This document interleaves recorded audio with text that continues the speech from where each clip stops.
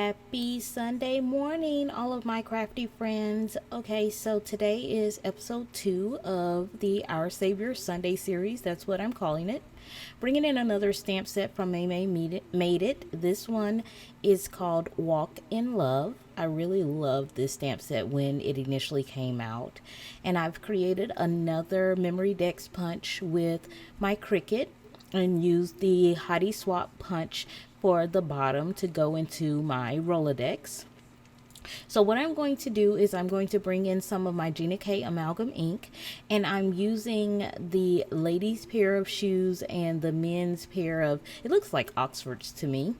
And I'm going to stamp both of those out, and I'm going to mask them because I decided that I wanted to use a technique to help me use some of the things that are in my stash. So you'll see a little bit later that I'm going to bring in some other items that will require me to have this masked off. So I've cut the mask really close to the edge. I tried to get right on the black line so that it didn't have any halos around when I did my ink blending. And I am having these shoes overlap just a little bit just because the Memorydex punch is only about 3.5 inches wide, so it's a very small area to do your, what I like to call, little scene on. So I've brought in another mask, and these masks have been done with the Simon Says stamp masking paper, and I did not cut out the loops of his shoes just because I'm going to just bring in a Copic marker to color that part in. So I'm bringing in some of my Salty Ocean Distress Oxide, and I'm using one of my blending brushes, and I'm blending over the entire area. Hence the reason that I masked this off, because I want the shoes to remain white so that I can color them. Now I'm also going to bring in a stencil, which is the cubic background stencil, and this is from Hero Arts. I'm going to use that stencil, and I've already used this before, and some of the pixie spray that was on it is still there, so it's still lightly tacky. And I decide that I'm going to bring in some of my Nuvo Glacier Paste. This stuff looks like foil when it dries, and this is the Golden Era. I'm going to bring in one of my palette knives, and I'm going to smooth this all over. Now you see that I have some saran wrap over the top. That helps to keep that from drying out, which is a tip that I got from Paper Prairie and Ink, Amy R. Thank you, Amy. So I am just lightly smoothing this over, kind of like putting icing on a cake. And I'm very stingy with this stuff because I love it and I don't ever want it to end. Did you see me just try to put that top on the wrong way? I completely did that. Yeah, I did. Any rate, I am going to take that and rinse that off really well.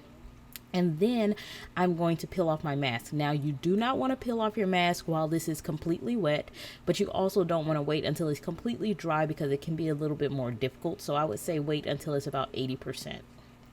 So as you can see, I brought in some of my red markers. I'm using R29, R25, or maybe R23. Let's see, I can't remember all the colors off the top of my head now, but that last color was an RV00, and actually I'm not using R markers, I'm using RV markers. So now I'm going lightest to darkest. So I've done the RV00, and now I brought in my RV21, and I'm going to build all the way up to my darkest color, and then I'm going to come back into the lightest.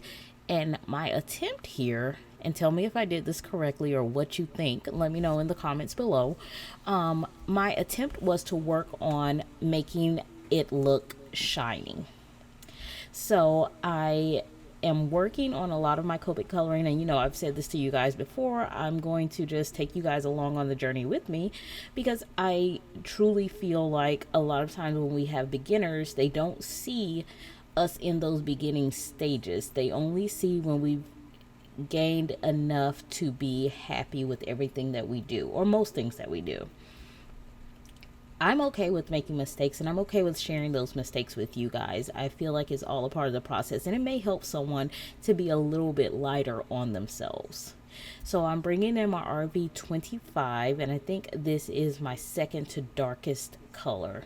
And I'm just going over and kind of building up all of those colors to saturate my paper really well so that the colors blend well. So now the RV29, that is my darkest color, and this marker is pretty full, so I have taken the back cap off as well to kind of keep it from spilling out on me, which has happened before. That's a tip that I got from Kelly Lativola. Thank you, Kelly. So I'm now going to bring in that darkest color, and I'm going to come back and shade into my lightest color. And one of the hardest things that I find is leaving white space, because when you're initially looking at your coloring, it looks really weird when you leave white space. One of the things that I will tell you is to get up, walk away, and come back, because then you aren't looking at every detail that you have done in the creative process. In taking my Kit and Clouder classes, that's one of the things that I've learned, that when you change your perspective on it, you can see it better. You see it from the lens of the person who may be receiving it, or the person that's looking at it on the computer or on their phone. When we are really close to it and we're actually doing it, we see all the imperfections and we see everything that we've done. We see the white space where someone else sees a reflection or a shiny piece. And again, like I said, it's not perfect. I'm working on it, and I know that I'll master it to my standard. I don't want to say master, because perfection is never something that we go for.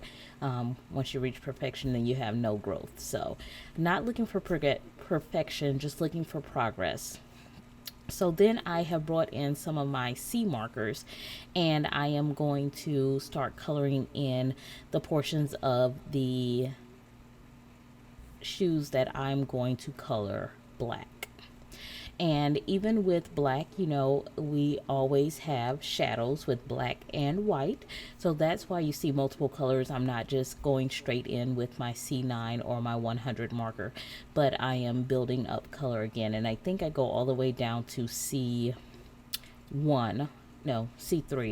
for these shoes, or maybe a C5. I can't remember. It's sad because I just did this last night and I already can't remember exactly what I've done. So we're going to keep going down, and I usually use my odd number C markers. I don't know why. I think those are the ones that I started with when a lot of the YouTube creators that I watched, a lot of times they use the C markers, and I would frequently see the odd numbers. And so those are one of the first sets that I purchased, and so I just still gravitate toward them. But I'm sure you could use any colors that you have in your stash. Like, that's another thing, you know, just use what you have. A lot of people will tell you that they don't have all the Copic markers, nor do they feel like they need them. I'm just going back in to try to fill in a couple of spaces that I left because I didn't know what color I wanted them to be yet, and I was just trying to let my eyes adjust to determine what I wanted that to look like. So there are the red pair of shoes. Now I'm going to bring in the C markers from 100 to C1 for the Oxfords. That's what I'm going to call them, the Oxford type shoes for the men. Now for the base of the shoe, I did go straight in with my 100 marker. Just wanted, except for under the heel. And I'm not sure, when I look back at it, maybe I should have done the inside of the heel in the straight 100 and then done some shadowing in another color. However, decisions were made, things are done. I'm going to roll with it. And again, with this one, I did the opposite. I started with my darkest color, and I am just blending out to my lighter color. Pretty bold when you're working with really, really dark colors, because it doesn't leave you any room for mistake. When you start out with your lighter colors and build up to your darker colors, it gives you an opportunity to change things if you don't like where you have laid a color, especially when you're in those lighter colors.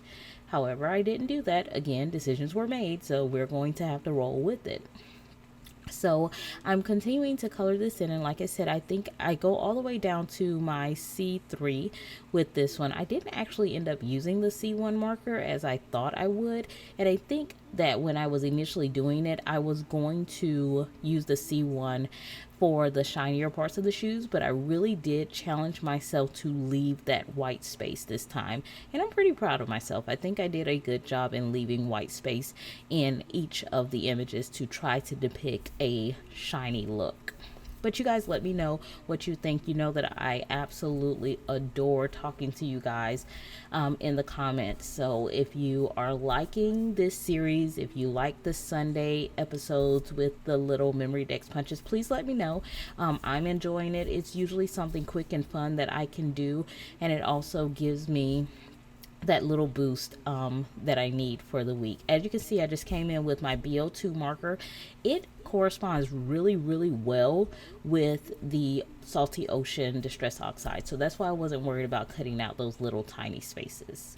I've also brought in my white jelly roll pen, and that's what I'm going to use on the black shoes to bring back the little dots and the dash marks that I colored over. That's why I wasn't so meticulous. That would have just been too much of a headache to try to keep all of that in.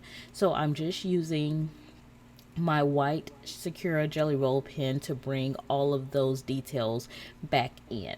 Once I get done with that, I am going to bring in a gold metallic jelly roll pen, and I'm going to use it to complete the dots on the women's shoes. And so I thought that was a nice little accent. It gives a little more shimmer. You know, I'm all about the shimmer, the shine, the glitter, the bling.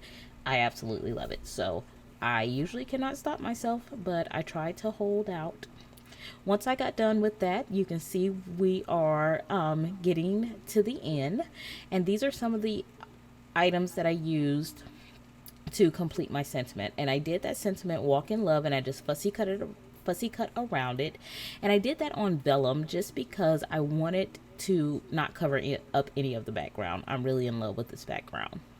So I am bringing in my Xyron sticker maker machine, and that's what I usually use to try to stick down vellum. Now I have the small one that you saw there, and I also have the larger one for larger images.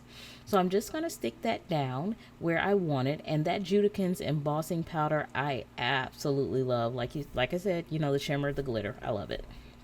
And last but not least, you know, I had to bring in the why am I blinking on the name? This is my glitter pen from Spectrum Noir. That brings in the shine. I felt like that might go really well with the idea of shiny shoes. I don't know. Again, you guys let me know. I'm just doing this with you guys. So thank you guys so much for watching. I hope you guys have a beautiful Sunday, and I will hope to see you guys really soon in the next video. Bye-bye.